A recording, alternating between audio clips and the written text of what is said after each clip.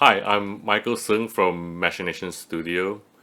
I'm going to talk a little bit about the Warring States Armored Infantry kit that I designed and sculpted for Wargames Atlantic, and a little bit about the period depicted and the design decisions on some of the parts. When it comes to ancient China, I think most people are more familiar with the Three Kingdoms period because it was dramatized in a series of plays and novels as the Romance of Three Kingdoms, 三国演义, I think around 1494 by Luo Guanzhong. And the wider world got exposed to it from the series of video games made by Koei, as well as Dynasty Warriors, and more recently the Three Kingdoms Total War game. I draw a parallel between this and the Trojan War made popular by Homer's Iliad, the Arthurian legends by Thomas Malory. I think most of these were written hundreds of years after the events as entertainment and includes or imposes the morality of that later period. To me, the Warring States period and the spring and autumn period preceding it has a much longer lasting and greater impact on Chinese culture than the Three Kingdoms period. A lot of that, what is recognizable today as Chinese culture, originated in that period since it was the first historically recorded time. To understand how the Warring States period came about, it has to be looked at in relation to the Zhou Dynasty, because technically that is part of it, right? The Zhou Dynasty defeated the Bronze Age Shang Dynasty in 1046 BC and flourished for many generations. It disintegrated both by external pressure and internal incompetence in 771 BC. The empire kind of fractured into 148 autonomous states, most of it which were just city-states, right? And this period of fracturing was known as the Spring and Autumn period, where those states competed and consolidated.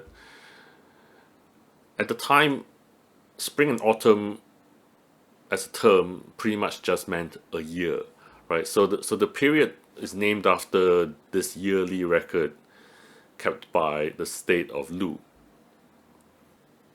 The start of the Warring States period is marked by the splitting of the northern central state of Jing into Han, Zhao, and Wei states. Together, the Qin state in the west, the Chu state in the south, the Qi and the Yan state in the northeast, they formed the seven major belligerents of the period. Technically, the imperial Eastern Zhou state still existed until 221 BC, but it was not a military power.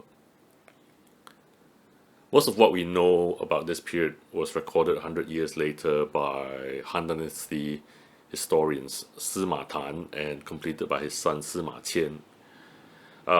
They kind of use 475 BC as the starting point of this period.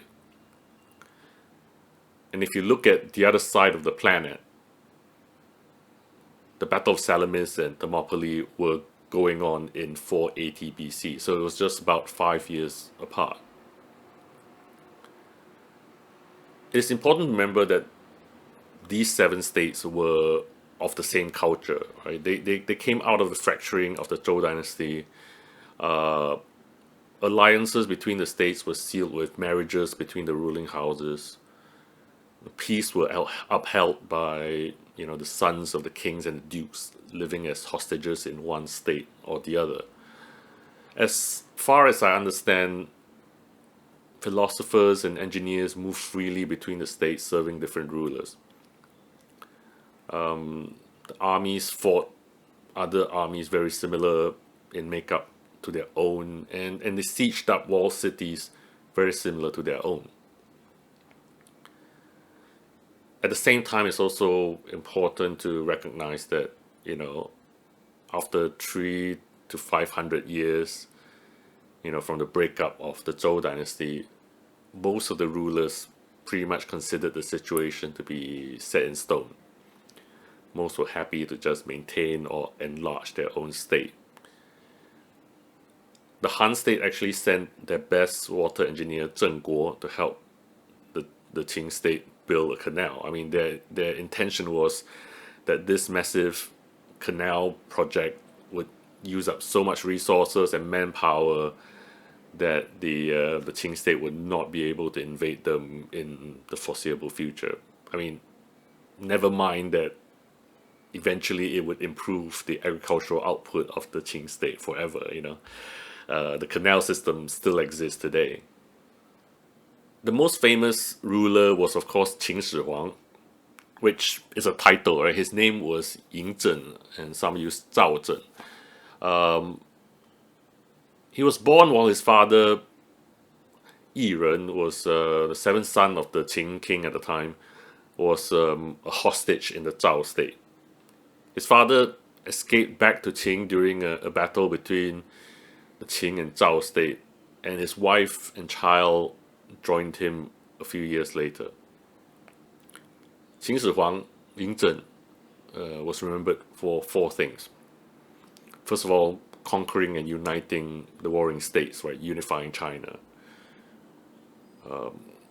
He completed the Great Wall,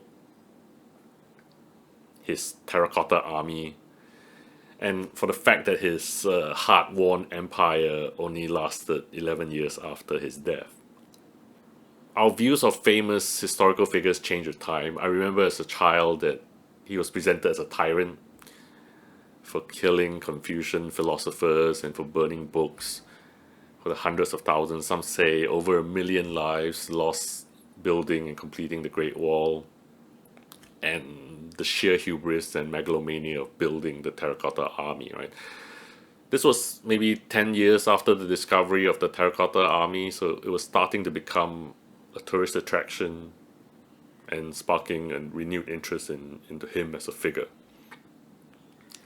I think these days in film, he tends to be presented more as a visionary who saw past the kind of trivial bickering of the states and dreamt of a unified empire. Kind of like how Oda Nobunaga is depicted. So between 230 BC and 221 BC, he conquered all of the other states and unified the empire. This roughly coincides with the Second Punic War, right? So Hannibal crosses the Alps about 3 years after this unification, right? After the formation of the Qing dynasty. The closest somebody from the Mediterranean world came to the Warring States period China was when Alexander besieged the Sogdian Rock in 327 BC. I mean, who knows, right? Roxanne might actually have grown up listening to the stories about those kingdoms beyond their eastern steppe. I think historians of other periods of history all wish they had a discovery like the Terracotta Army. I mean, from the finds, it's clear that the majority of the sculptures in the Terracotta Army wore armor, lamellar armor. I mean, because they were sculpted in terracotta, we cannot tell whether they were made from pieces of leather or hide or bronze plates or maybe even iron or steel plates. Some of the officers and cavalrymen had no shoulder armor, and there were also many sculpted without armor, right? Light infantry, skirmishers, maybe levies. So in this kit, the shoulder armors are separate pieces that can be left out. So let's start with the most iconic and unique weapon of the Warring States period, the Dagger-axe polearm. There are two main types, right? The Ge, which does not have the spear tip. It is thought to be an earlier form of the weapon and was derived from perhaps a farming implement, a sort of a hoe or a hand plow. And the Ji, which has a spear tip, right? basically, sometime during the Warring States period, a spear tip was added. It doesn't take a genius to put the two together. But apparently, they were recorded as separate weapons, which leads me to believe that perhaps they were used differently and potentially had different lengths. The polearm halves have been recorded as coming in 5.5 meters or 18 feet, 4 meters, 13 feet, and 2.8 meters, 9 feet.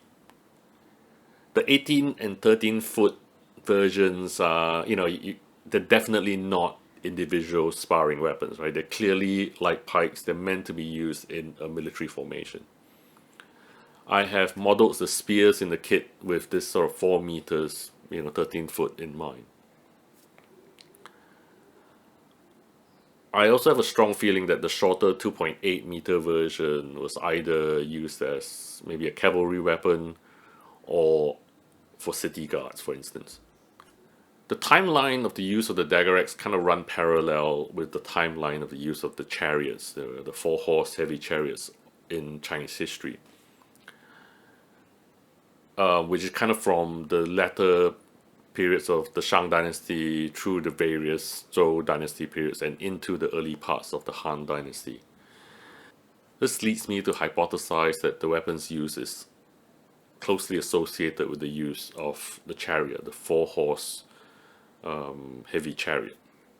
Possibly as a charioteer's weapon, you can imagine a charioteer swinging this into a formation of infantrymen as the chariot rolls by, kind of like a scythe or like a pickaxe. Or on the other hand, it might be an anti-chariot weapon, right? To hook charioteers off the chariots or to mess with the wheels or the yoke, or to cut straps, right? So I can see it as one or the other.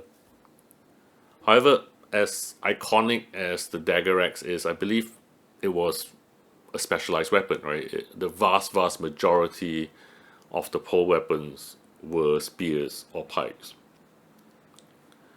For that reason, I designed the kits to have the spear tips, which can be cut off and removed and replaced with the Dagger-axes. The Chinese call their spears Qiang or Mao. These were typically kind of a leaf-shaped blade that fitted over a spear half. I mean, something that would be recognizable all over the world. There was also a later type of spear called the Pi, which is essentially a short sword on a staff, right? These typically had a tang in the middle that went into the wooden half.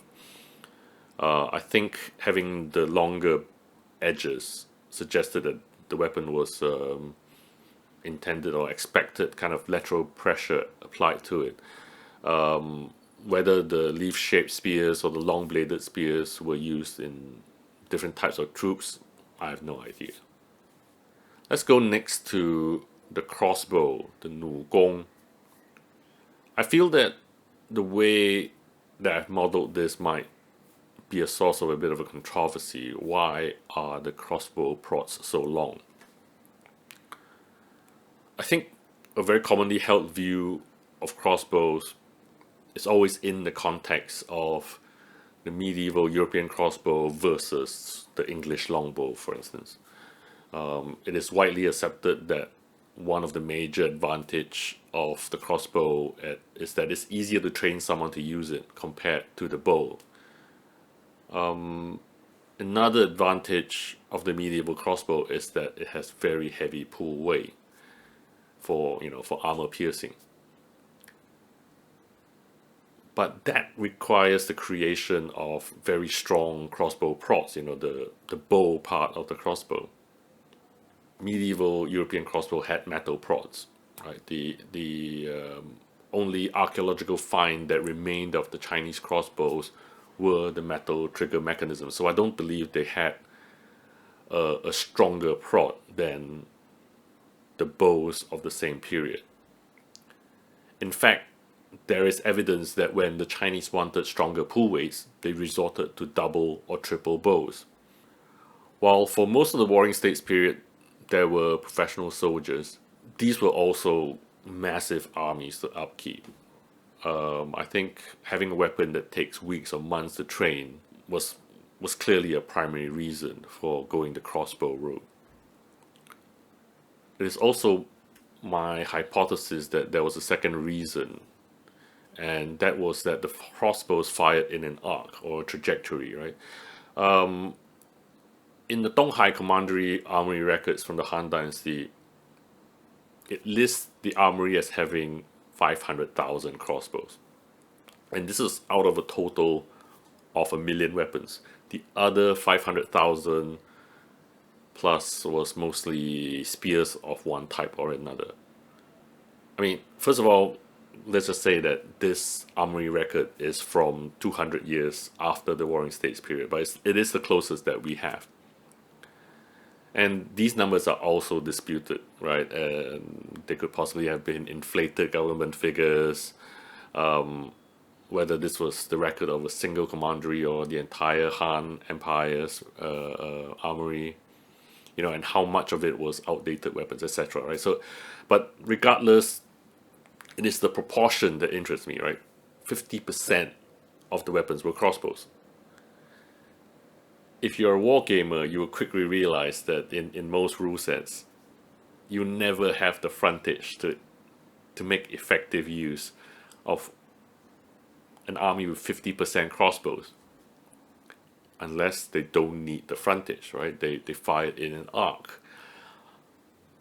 If I was to coordinate the fire of a large group of soldiers firing at the same time at a target and having the same pull weight on the bow, I think it's a lot easier to do with a crossbow than with a bow. The soldiers can be trained to consistently hold their crossbow in the same angle each time they wanted to fire. So even without the ability to make a stronger crossbow port, they still had a compelling reason to use a crossbow over the bow. In the same armory record, it shows that only 10% of the weapons were swords, 剑. And likewise, only 10% of the numbers were shields, 盾. This really contradicts with the sort of popularly held view that swords were the sidearms of every soldier. Apparently, the way that the Warring States fought, most of the soldiers were not expected to fall back on a sidearm, which is quite tragic, really. I'm kind of leaning on the idea that 10% of the soldiers had shields and swords and stood in the front rank, while soldiers behind used their 13-foot pikes two-handed. Either that, or they could have been a separate type of unit. The shields were large, almost as large as Roman scutums, up to 80 centimeters tall. That's about 31.5 inch and 60 centimeters wide, about 23.5 inches. The swords were double-edged, single-handed swords. I think the shape would be recognizable to a soldier in the Roman legion, or maybe right up to the migration period. Being made of bronze, I suspect they were primarily used as thrusting swords. That's why I've posed the arms mostly in a kind of thrusting fashion rather than a swinging one. So here's another thing where we have contradicting archaeological evidence. There are bronze helmets that survive to this day from that period, usually in the tombs of officers. But in the Terracotta Army, in the tomb of Qin Shi Huang, there is no evidence of helmets sculpted on the heads of any rank. Usually just top knots or some kind of a cap or a bandana, or some kind of soft headgear. I can fully accept that only officers or a certain class of troops wore a helmet, right? They were not as common in the archaeological find as spear tips or crossbow triggers, for instance. But there might be another reason why Qin Shi Huang Terracotta Army particularly had no helmets. The Qing state used a lot of levy troops as they were expanding to take over all of the other states. So they might have ended up with the biggest but the least equipped army. We'll never know, but nevertheless, I've modeled, 6 helmeted heads in the kit, as well as, heads in the caps and the top knots. As you can see, there is scope for several other kits in this range. I'm excited to see how it goes. It's been an interesting challenge designing a historical kit, kind of weighing the material and historical evidence and making a call on how to finally go about doing it. So thank you if you have stayed so far. Enjoy.